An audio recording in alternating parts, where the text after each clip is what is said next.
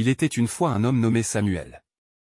C'était un homme simple, honnête, travailleur, mais surtout profondément croyant. Il travaillait depuis plusieurs années dans une grande entreprise de construction. Toujours à l'heure, toujours poli, toujours souriant. Mais à cause de sa foi, beaucoup se moquaient de lui. Chaque matin, avant de commencer sa journée, il priait doucement à son bureau, « Seigneur, bénis mes mains aujourd'hui, et protège mon travail. » Certains collègues ricanaient, « Regarde-le encore, celui-là. Il croit que Dieu va venir faire le travail à sa place. » Samuel, sans répondre, continuait de prier et de travailler avec son cœur. Un matin, un énorme chantier devait commencer.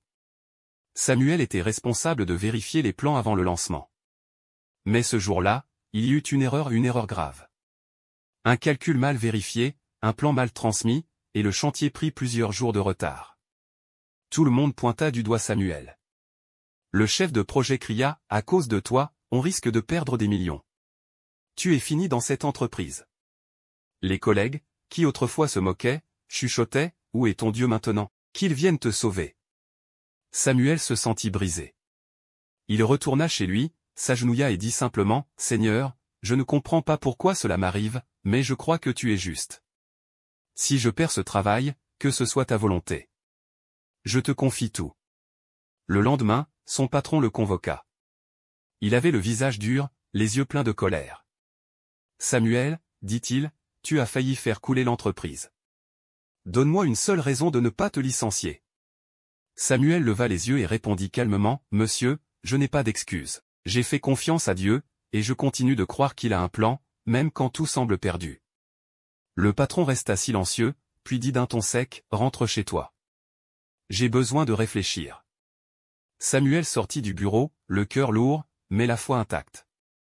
Il rentra chez lui, pria encore, et dit, « Seigneur, je ne pleure pas pour mon travail, mais montre à ces gens que tu es vivant. » 2 jours plus tard, un ingénieur de la société vérifia à nouveau les plans, et il découvrit quelque chose d'incroyable, l'erreur ne venait pas de Samuel, mais d'un logiciel défectueux utilisé par tout le service.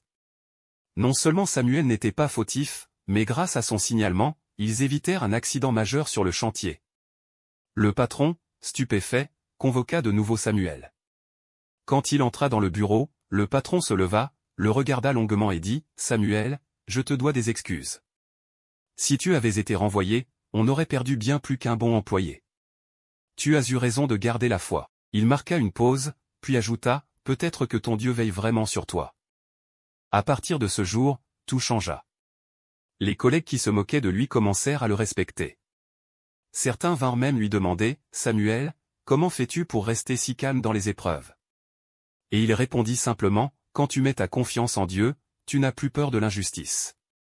Parce qu'un jour ou l'autre, Dieu révèle toujours la vérité. » Morale. Même quand tout semble perdu, garde la foi. Les hommes peuvent te condamner, mais Dieu, lui, connaît ton cœur. Et au moment où tu t'y-attends le moins, le miracle arrive. Merci d'avoir regardé cette vidéo. Abonne-toi pour ne rien rater d'autre.